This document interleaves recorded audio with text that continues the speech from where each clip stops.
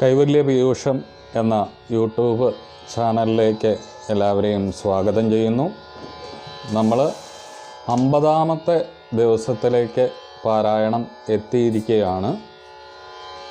ഗുരുവായൂരപ്പൻ്റെയും ഗുരുനാഥന്മാരുടെയും അതുപോലെ തന്നെ നിങ്ങളെപ്പോലുള്ള സജ്ജനങ്ങളുടെയൊക്കെ പ്രാർത്ഥന ഞങ്ങളുടെ ഈ സംരംഭത്തിന് ഉണ്ടാവണം. അതുപോലെ തന്നെ ഇതിൽ വരുന്ന വീഡിയോസൊക്കെ ഷെയർ ചെയ്യണം, കമൻറ്റ് ചെയ്യണം, ലൈക്ക് ചെയ്യണം. ആദ്യമായിട്ട് ഈ ചാനലിലെ വീഡിയോസൊക്കെ കാണുന്നവരാണെങ്കിൽ അത് ഷെയർ ചെയ്യണമെന്നും കൂടി, അതുപോലെ തന്നെ ചാനൽ സബ്സ്ക്രൈബ് ചെയ്യണമെന്നും കൂടി അഭ്യർത്ഥിക്കുന്നു. നമ്മളിപ്പോൾ 5-ാമത്തെ ദശകത്തിലെ 5-ാമത്തെ ശ്ലോകം നാരായണീയ സാഹസ്രം എന്ന ഉപാസന തുടങ്ങിയിട്ട് 50-ാമത്തെ ദിവസം. ശ്രീ ഗുരുവായൂരപ്പ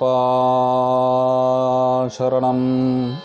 പീതാംബരം കരവിരാജിത ശംഖചക്രകൗമോദഗീ സരസിജം കരുണാസമുദ്രം രാധാസഹായമതിസുന്ദരമന്ദഹാസം വാതാലയേശമനിശം ഹൃദി ഭാവയാമി. ശ്രീ ഗുരുവായൂരപ്പ ശരണം. 5-ാമത്തെ ദശകത്തിലെ 5-ാമത്തെ ശ്ലോകം. തത്രാസോ ത്രിഗുണാത്മകോപി ച മഹാൻ സത്വപ്രധാനഃ സ്വയം ജീവേസ്മിൻ ഖലു നിർവികൽപമഹം ഇത്യുദ്ബോധനിഷ്പാദകാഃ ചക്രേസ്മിൻ സവികൽപബോധകമഹം തത്വം മഹാൻ ഖൽവസൗ സംപുഷ്ടം ത്രിഗുണൈസ്തമോതി ബഹുലം വിഷ്ണോ ഭവൽ പ്രേരണാത് സംപുഷ്ടം ത്രിഗുണൈസ്തമോതി ബഹുലം വിഷ്ണോ ഭവൽ പ്രേരണാത്. ശ്രീ ഗുരുവായൂരപ്പ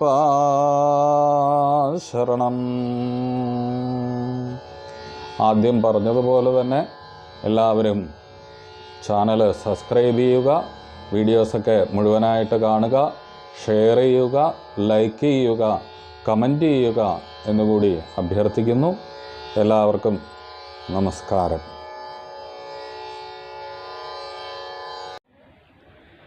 നാരായണ നാരായണ നാരായണ നാരായണ നാരായണ നാരായണ നാരായണ. ഹരേ രാമേതി കൃഷ്ണേതി നാമസങ്കീർത്തനം സദാലോകക്ഷേമായ കുറുവന്തം കേശവം സദ്ഗുരും ഭജേ. സർവമംഗളമംഗല്യേ ശിവേ സർവാർത്ഥസാധികേ ശരണ്യേ ത്രയംബകേ ദേവി നാരായണി നമോസ്തുതേ.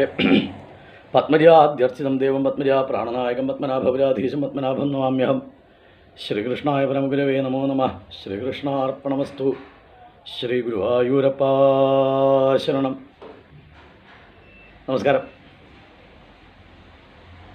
സൃഷ്ടിയെക്കുറിച്ച് ഭട്ടതിരിപ്പാട് പറഞ്ഞു വരുന്നു.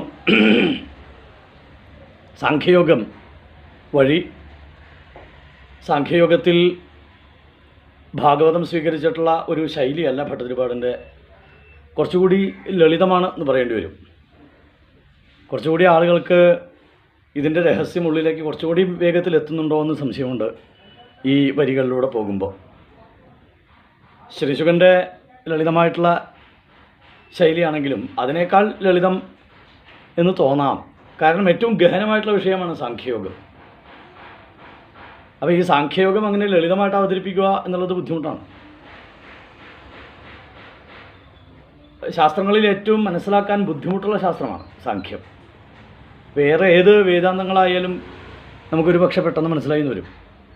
ഇത് കണക്കാണ്, അതുപോലെ ശാസ്ത്രവുമാണ്, ഗണിതശാസ്ത്രം ആണ്. അപ്പോൾ ആ ഗണിതങ്ങളിലൂടെ സൃഷ്ടിയെക്കുറിച്ച് വർണ്ണിക്കുന്ന ശാസ്ത്രമാണ് സാഖ്യശാസ്ത്രം. അപ്പോൾ ഇവിടെ മഹത്തത്വമുണ്ടായി എന്നുള്ളത് ഇന്നലെ പറഞ്ഞു വെച്ചു.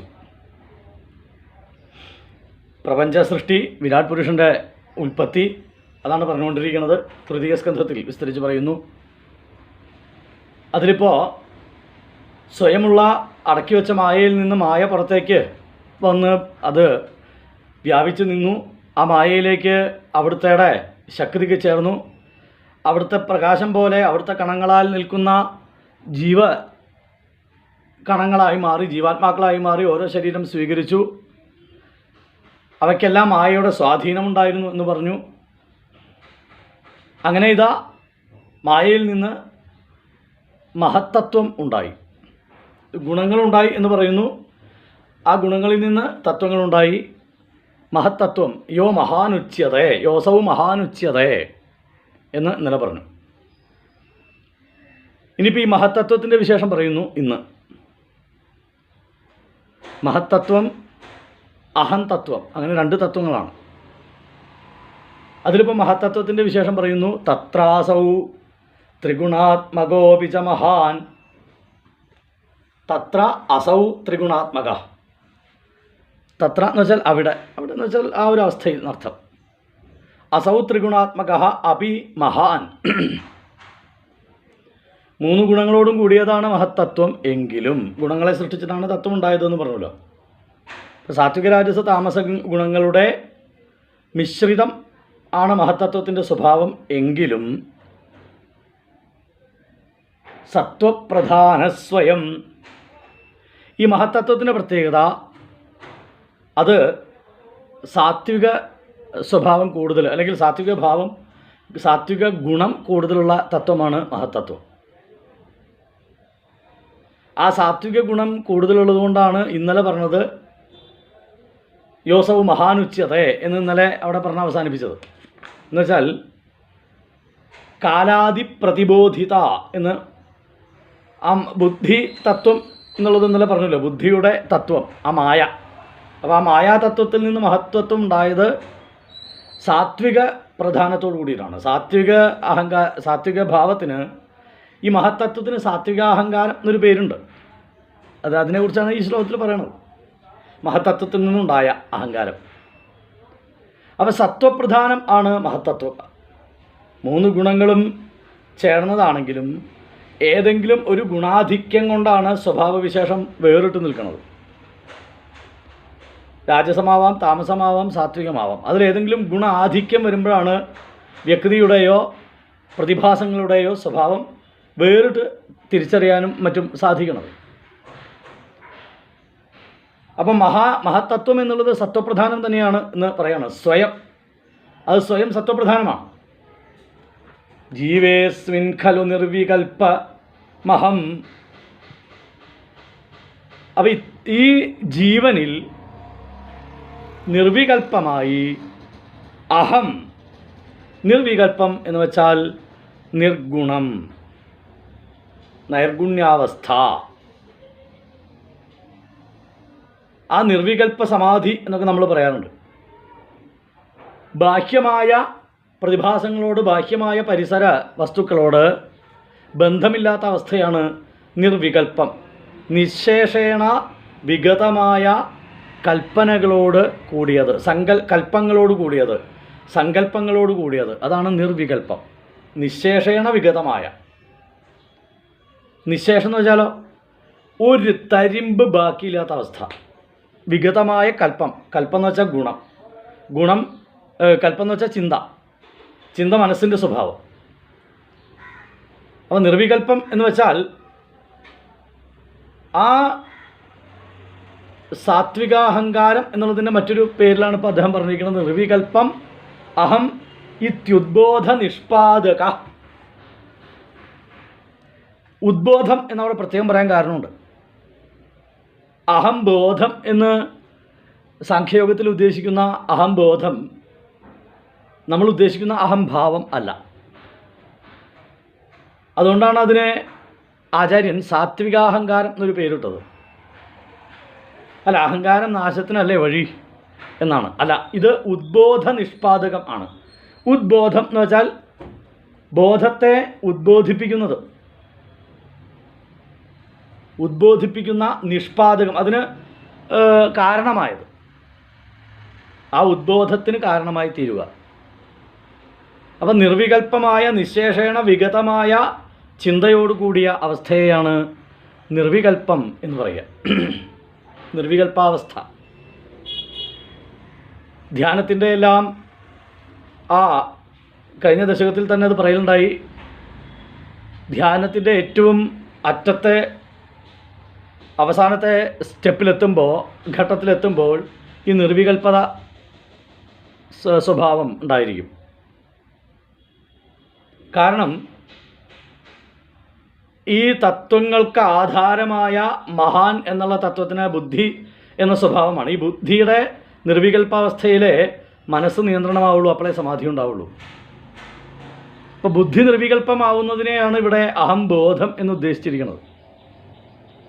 മഹത്തത്വവും ബുദ്ധിയും തമ്മിൽ ബന്ധമുണ്ട്. ബുദ്ധി എന്ന് വെച്ചാൽ മായ എന്ന് പറയലുണ്ടായി. അപ്പോൾ നിർവികൽപ്പം എന്ന് വെച്ചാൽ നമുക്ക് ഇവിടെ നിർവചിക്കാം മായാബന്ധങ്ങളില്ലാതെ നിശേഷേണ വിഗതമായ മായാബന്ധങ്ങളോട് കൂടിയത്. മായാബന്ധത്തിൽ നിന്നാണ് സങ്കല്പ വികല്പങ്ങൾ ഉണ്ടാവുന്നത്. മായാബന്ധങ്ങളില്ലെങ്കിൽ സങ്കല്പമില്ലല്ലോ. മനസ്സ്, ചിന്ത, ബുദ്ധി, വികാരം ഇതൊക്കെ മായ കൊണ്ടുണ്ടായതാണ്.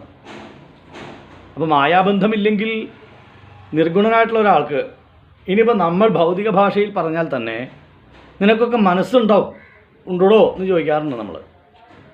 അപ്പോൾ മനസ്സില്ലാത്തവനാണെന്ന്, ഹൃദയമില്ലാത്തവനാണെന്ന് നാട്ടുകാർ പറയാൻ എന്താ കാരണം? ആ സാത്വിക ഭാവമില്ലാത്ത അവസ്ഥ അയാളുടെ. അപ്പോൾ ഇതേ അവസ്ഥയുടെ മറ്റൊരു അല്ലെങ്കിൽ വിപരീതമായ അവസ്ഥയിലുള്ള ഒരു അവസ്ഥാവിശേഷമാണ് അഹംബോധം എന്നുള്ളത്. അതായത് പറഞ്ഞു വരുന്ന വിഷയം രണ്ട് തരത്തിലുണ്ട്. താമസാഹങ്കാരം കൂടിയാൽ അവന് ഹൃദയമില്ല എന്ന് പറയാം. സാത്വികാഹങ്കാരത്തിനും ഹൃദയമില്ല. കാരണം ഹൃദയഭാവങ്ങളില്ലാത്ത ആളാണ്. കാരണം ഒരാൾ മായയിൽ ഊന്നിയവനാണെങ്കിൽ, മുങ്ങിപ്പോയവനാണെങ്കിൽ, ഈ സാത്വികാഹങ്കാരം ഉള്ളവൻ മായയെ ജയിച്ചവനാണ്, നിർവികൽപ്പനാണ്. തത്രാസൗ ത്രിഗുണാത്മകോപി ച മഹാൻ സത്വപ്രധാന സ്വയം. സാത്വിക പ്രധാനത്തോടുകൂടി സ്വയം വർത്തിക്കുന്ന മഹൻ തത്വം. മഹാൻ എന്നുള്ളത് മഹൻ തത്വം, മഹത്തത്വം. ജീവേസ്മിൻ ഖലു നിർവികൽപ്പം അഹമിത്യുദ്ബോധ നിഷ്പാദക. ആ മഹത്തത്വത്തിൻ്റെ പ്രത്യേകത അഹമിത്യുദ്ബോധ നിഷ്പാദക. അവിടെ പ്രത്യേകം ശ്രദ്ധിക്കണം. ഞാൻ ആദ്യം പറഞ്ഞു ഉദ്ബോധം എന്നാണ് പറഞ്ഞിരിക്കുന്നത്. ഉത്താണ്, ഉയർന്ന അവസ്ഥയാണ്, ചുവട്ടിലേക്കുള്ളതല്ല. അതിന് കാരണക്കാരൻ ഉദ്ബോധ നിഷ്പാദക. അപ്പോൾ ആ നിർവികൽപ്പാവസ്ഥയുടെ ആ മഹത്വം സൂചിപ്പിക്കുകയാണ് അവിടെ. നിർവികൽപ്പാവസ്ഥ എന്നുള്ളത് എളുപ്പമല്ല. ബുദ്ധിയെ, അന്ധക്കരണങ്ങളെ ഈ തത്വബോധത്തെ കൊണ്ട് അടക്കി നിർത്തി എത്തിച്ചേരേണ്ട ഒരു സ്ഥലമാണ്, ഒരു സ്ഥാനമാണ് വാസ്തവത്തിൽ ഈ നിർവികൽപ്പാവസ്ഥ. അപ്പോൾ നിർവികൽപ്പം എന്നുള്ളത് കൽപ്പങ്ങളൊന്നുമില്ലാതെ, സങ്കല്പങ്ങളൊന്നുമില്ലാതെ, വികല്പങ്ങളില്ലാതെ, സങ്കല്പ വികല്പ കൽപ്പങ്ങൾ ഇല്ലാതെ. അതിന് എന്ത് വേണം? സങ്കല്പ വികല്പ കൽപ്പങ്ങൾ ഉണ്ടാകുന്ന ആ പ്രതിഭാസം ഏതാണെന്ന് മനസ്സിലാവണം. അത് ബുദ്ധി, മനസ്സ്, അത് രണ്ടിനെയും ഇല്ലാതെയാകണം. മനസ്സ്, ബുദ്ധി, അഹങ്കാരം, ചിത്തം എന്നുള്ളതാണ് 4 അന്ധക്കരണങ്ങൾ. ഇതിൽ മനസ്സും ബുദ്ധിയും മഹത്തത്വത്തിൽ നിന്ന് ഉണ്ടാകുമ്പോൾ കൽപ്പത്തോടു കൂടിയതാണ്. ഇനി അത് കൽപ്പത്തോടു കൂടി അല്ലാതെ ആവാൻ സാത്വിക പ്രധാനമായി മാറണം മഹത്തത്വം എന്ന് ഉദ്ദേശിക്കുകയാണ്, അല്ലെങ്കിൽ ഉപദേശിക്കുകയാണ്. പറഞ്ഞു വരുന്ന വിഷയം മറ്റൊന്നുമില്ല. ധിയോയോന പ്രചോദയാൽ എന്ന് മന്ത്രമുണ്ട്. എന്താ മന്ത്രം? ഞങ്ങളുടെ ബുദ്ധിയെ പ്രചോദിപ്പിക്കണേ. ആ ഉദ്ബോധമാണ്.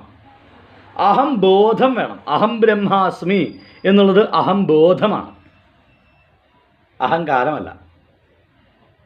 ചില ഘട്ടങ്ങളിൽ അതിനെ സാത്വികാഹങ്കാരം എന്ന് പറയുന്നു.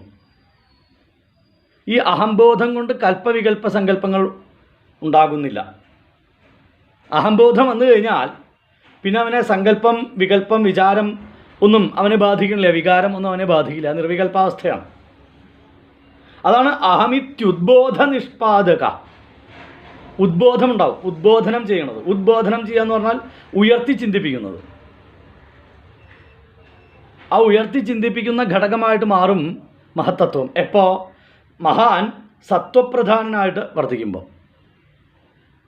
അപ്പോൾ ബുദ്ധിയെയും മനസ്സിനെയും ശുദ്ധീകരിച്ചാൽ മായയെ ജയിച്ചു എന്നർത്ഥം. മായയെ ജയിച്ചാൽ നിർവികൽപ്പാവസ്ഥയാവും.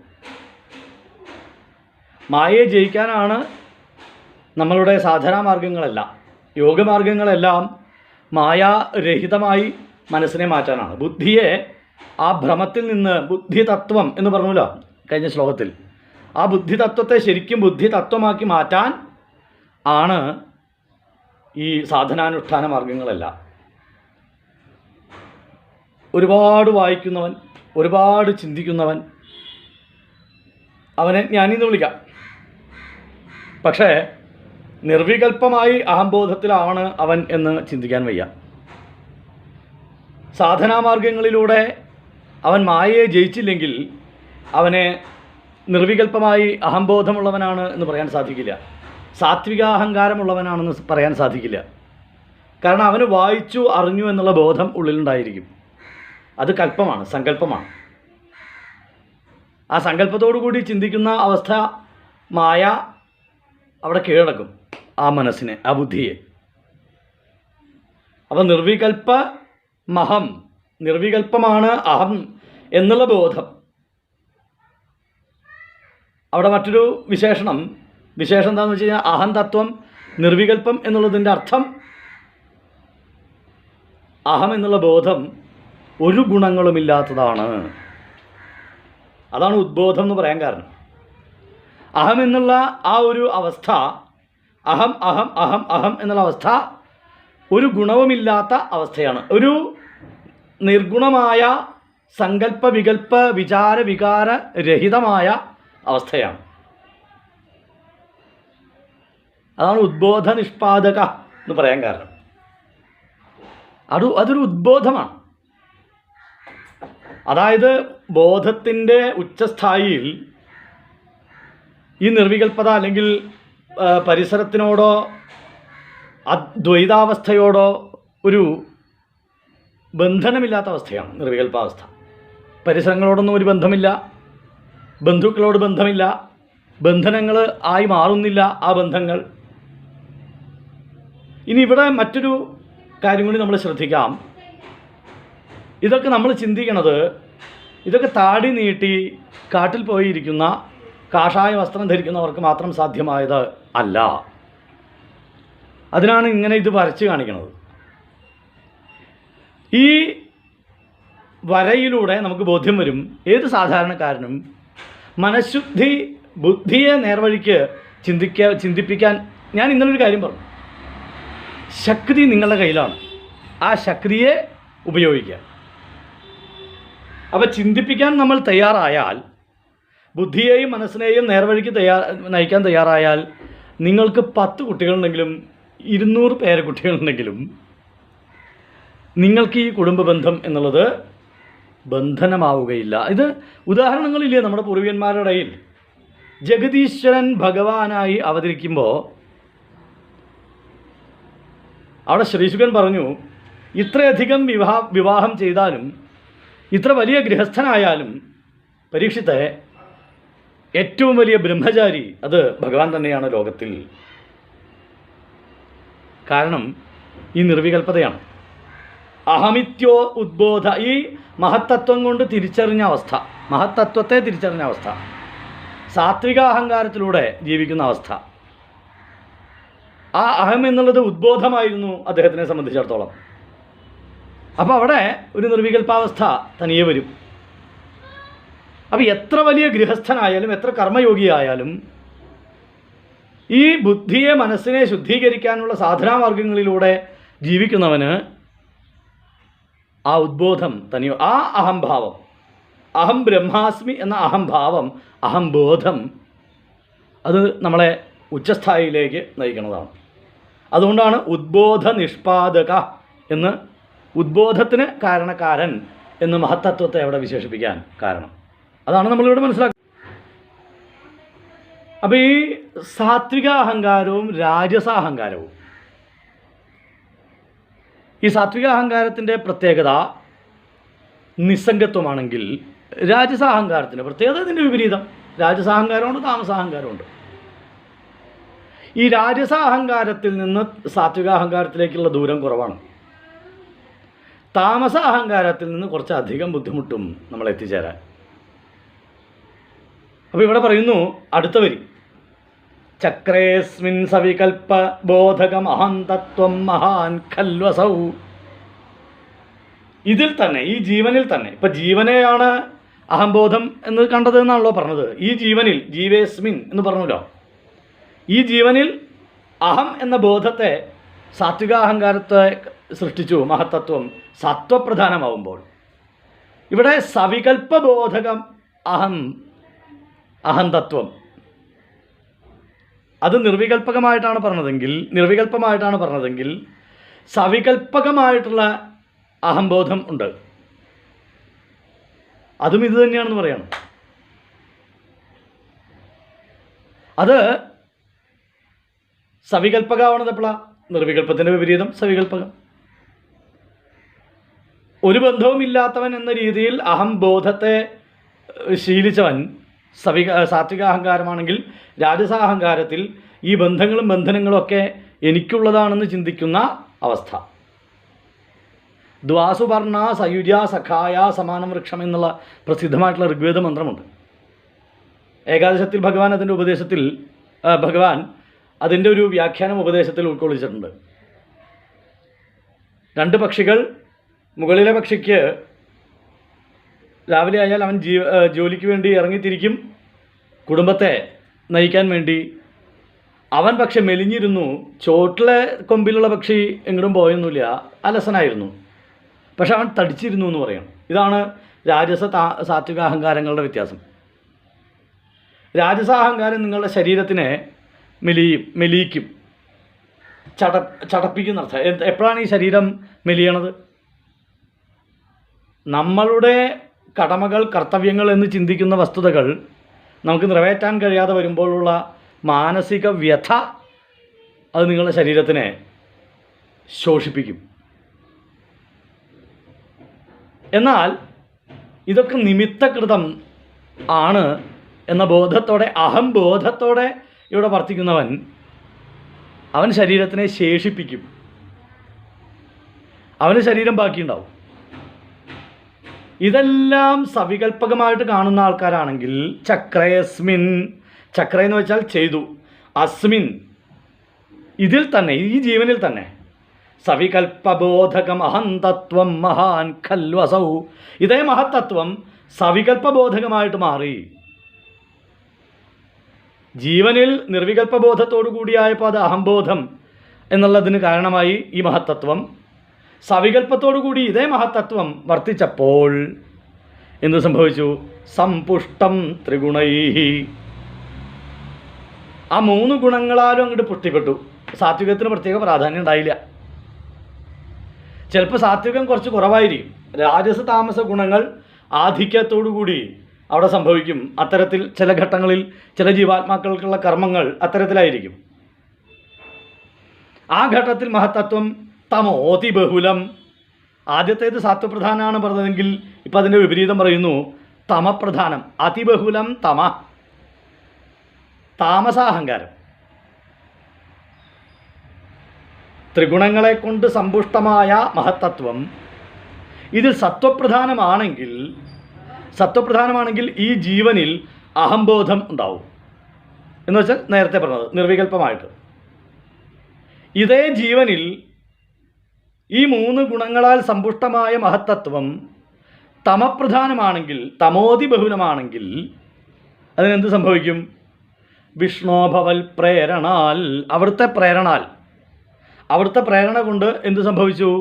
തമസ്സായി കൂടി. അതിന് തമസ് കൂടിക്കഴിഞ്ഞാൽ, താമസാഹങ്കാരമായി കഴിഞ്ഞാൽ അത് സവികൽപ്പകം, അല്ലെങ്കിൽ സവികൽപ്പകമായാൽ അത് താമസാഹങ്കാരവും.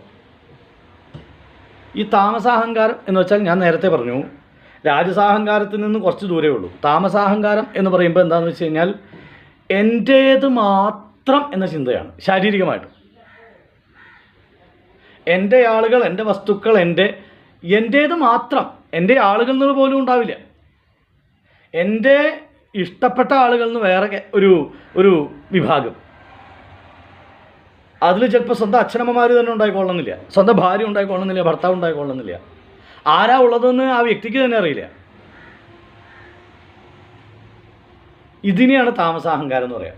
സാത്വികാഹങ്കാരം നിർവികൽപ്പത്തെ ബോധത്തോടുകൂടി എല്ലാ അമ്മമാരെയും അമ്മമാരായിട്ട് കാണാനും എല്ലാ അച്ഛന്മാരെയും പിതൃസദൃശന്മാരായിട്ട് കാണാനും എല്ലാവരെയും സഹാനുഭൂതിയോടെയും സ്നേഹത്തോടെയും അഹംബോധം ഉൾക്കൊണ്ടുകൊണ്ട് വർത്തിക്കാൻ ആ സാത്വികാഹങ്കാരം അല്ലെങ്കിൽ അഹംബോധം എന്ന അവസ്ഥ മഹത്തത്വത്തിൻ്റെ സാത്വിക ആധിക്യത്തിൽ സാധിക്കുമെങ്കിൽ അതേ മഹത്തത്വം തമോതിബഹുലം, തമസ്സാണ് കൂടുതലായിട്ട് വരണതെങ്കിൽ ത്രിഗുണൈ സമ്പുഷ്ടമാണ്. 3 ഗുണങ്ങളാൽ സമ്പുഷ്ടമായിട്ട് തമസ്സിന് പ്രാധാന്യം കൊടുത്തുകൊണ്ട് വരികയാണെങ്കിൽ അത് സവികൽപ്പകം ആയിരിക്കും. സവികൽപ്പകം ആവുമ്പോൾ തമസ്സ ചിലപ്പോൾ ഭാഗ്യമുണ്ടെങ്കിൽ രജസ്സാവും, മിക്കവാറും തമസ്സാവും എന്നാണ് ഭട്ടതിരിപ്പാട് പറയണത്.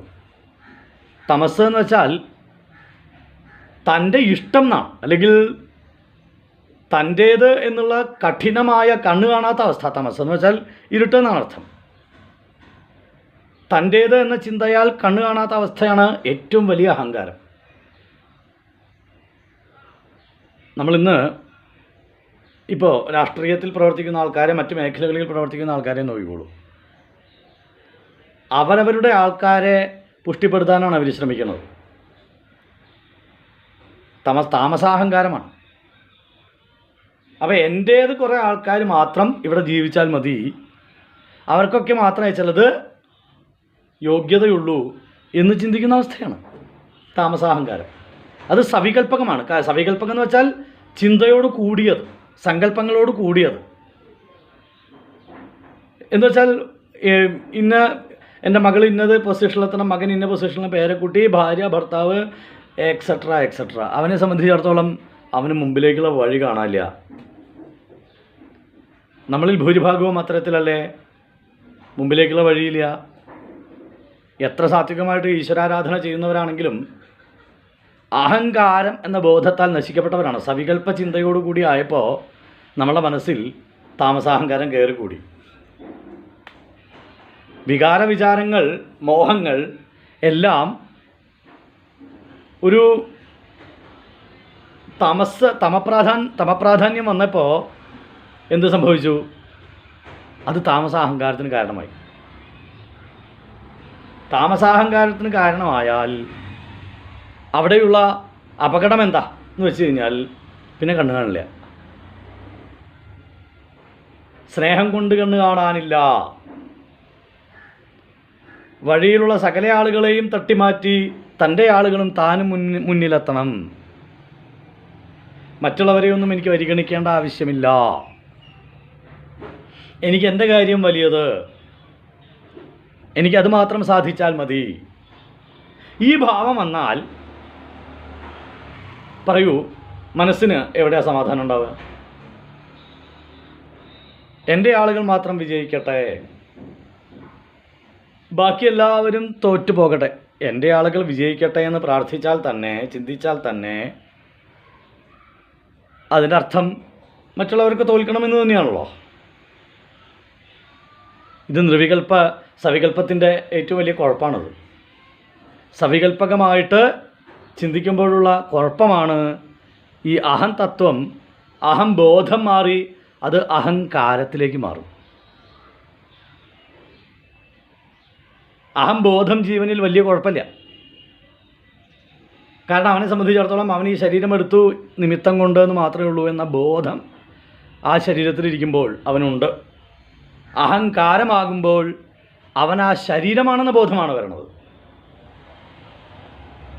ആ ശരീരമെന്ന ബോധ്യം വരുമ്പോൾ ഈ ശരീരത്തിനോട് ബന്ധപ്പെട്ടവരെല്ലാവരും എൻ്റെ ആളുകൾ, ബാക്കി എല്ലാവരും എൻ്റേതല്ലാത്ത ആളുകൾ, അന്യന്മാർ. അപ്പോൾ എപ്പോഴാണോ സത്വപ്രധാനമായിട്ട് സ്വാഭാവികമായി മഹത്തത്വം വർദ്ധിക്കുന്നത്, ജീവേസ്മിൻ, ഈ ജീവനിൽ നിർവികൽപ്പമഹംബോധം, നിർവികൽപ്പമെന്ന അഹംബോധം അതിനെ ഉദ്ബോധനം ചെയ്യുന്നതായി തീരുന്നു. അത് പക്ഷേ എപ്പോഴാണോ ഇതേ ജീവനിൽ സവികൽപ്പബോധകം ആയിട്ട് ആ അഹംബോധത്തോടുകൂടി മഹത്തത്വം വർത്തിക്കുന്നത് അത് ത്രിഗുണൈസമ്പുഷ്ടമാകും. ത്രിഗുണങ്ങളാൽ പുഷ്ടിപ്പെട്ട് തമ ആധിക്യം കൂടിയതായിരിക്കും.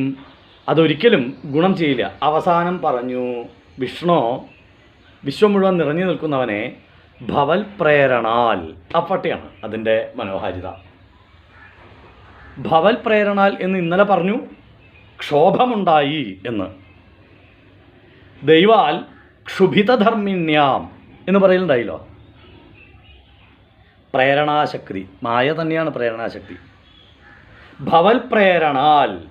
ഇത് രണ്ടും സംഭവിക്കുന്നത് അവിടുത്തെ പ്രേരണ കൊണ്ട് മാത്രം.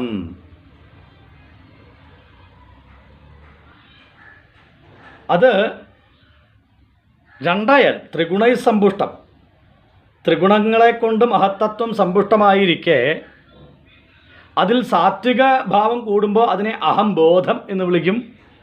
തമസിൻ്റെ ആധിക്യം കൂടുമ്പോൾ അതിനെ അഹങ്കാരം എന്ന് വിളിക്കും. ഇത് രണ്ടും അവിടുത്തെ പ്രേരണ. അവിടെ മനസ്സിലാക്കേണ്ട കാര്യം എന്താ? നിർവികൽപ്പ ഭാവത്തിൽ സാത്വിക ബോധം ഉദിക്കും, സവികൽപ്പ ഭാവത്തിൽ താമസബോധം ഉദിക്കും. വിഷ്ണു ഭവൽ പ്രേരണാൽ. ഈ ഒരൊറ്റ ചിന്ത മതി. ഭവൽ പ്രേരണാൽ എന്ന ആ ചിന്ത ഒരു സവികൽപ്പ ബുദ്ധിക്ക് ഉണ്ടായാൽ ആ ബുദ്ധി നിർവികൽപ്പമായിട്ട് മാറും. അതായത് താമസാഹങ്കാരത്തിൽ ജീവിക്കുന്ന ഒരു ജീവാത്മാവ്, അവനെ സംബന്ധിച്ചിടത്തോളം അവൻ ഇതൊന്നും അറിയാതെ കണ്ണ് കാണാത്തവൻ എന്ന് വിശേഷിപ്പിച്ചുല്ലോ. കണ്ണ് കാണിക്കാൻ, കണ്ണ് തുറക്കാൻ ഒരാൾ തയ്യാറാവുമ്പോഴാണ് ഭവൽ പ്രേരണാൽ എന്ന് ബോധ്യം വരണത്. ഇവിടെ ഭവൽ പ്രേരണ എന്ന് ഭട്ടതിരിപ്പാട് ഉദ്ദേശിക്കുന്നത് ഇത് രണ്ടും സൃഷ്ടിക്കപ്പെട്ടത് അവിടുത്തെ പ്രേരണ കൊണ്ടാണെന്ന്. പക്ഷേ അതിന് രസകരമായിട്ടുള്ള മറ്റൊരു വശം പറയുകയാണ്. ഭവൽ പ്രേരണാൽ എന്ന് ഉള്ളിലൊരു ബോധ്യം വന്നാൽ ചിന്തകളും വികാരങ്ങളും വിചാരങ്ങളും എല്ലാമുള്ള ആ ജീവാത്മാവിന് എല്ലാം അവിടുത്തെ പ്രേരണയാണെന്ന് ബോധ്യം വന്നാൽ ആദ്യത്തെ കഥയിൽ പറഞ്ഞ പക്ഷികളെ പോലെ ആ മെലിഞ്ഞ പക്ഷിയിൽ നിന്ന് വ്യത്യസ്തനായി തടിച്ച് ജീവിക്കാൻ സാധിക്കും. തടിച്ച പക്ഷിയായിട്ട് ജീവിക്കാൻ സാധിക്കും. അവിടെ ശാരീരികമായിട്ടുള്ളതും മാനസികമായിട്ടുള്ളതുമായ ഉദ്ബോധ നിഷ്പാദകം ആയി മാറും. അഹം ബോധത്തിലേക്ക് എത്തിച്ചേരും. അപ്പോൾ ഈ ത്രിഗുണൈ സമ്പുഷ്ടം എന്നവിടെ എടുത്ത് പറഞ്ഞു. ത്രിഗുണങ്ങളാൽ സമ്പുഷ്ടമാണ് ഈ മഹത്തത്വമെങ്കിലും സത്വപ്രധാനമായ നിർവികൽപ്പബോധം അഹംബോധം എന്നാണ് പറഞ്ഞത്. അപ്പോൾ നമ്മൾ ഉദ്ദേശിക്കേണ്ടത് എന്താ? ഇതിൽ നിന്ന് അഭ്യാസബലത്താൽ ഈ മനോബുദ്ധികളെ ശുദ്ധീകരിക്കാനുള്ള തയ്യാറെടുപ്പ് നടത്തിക്കഴിഞ്ഞാൽ ത്രിഗുണങ്ങളാൽ അങ്ങോട്ട് നിറയപ്പെട്ട മഹത്തത്വം അതിൽ സാത്വിക ബോധം ഉയർന്നു വരും.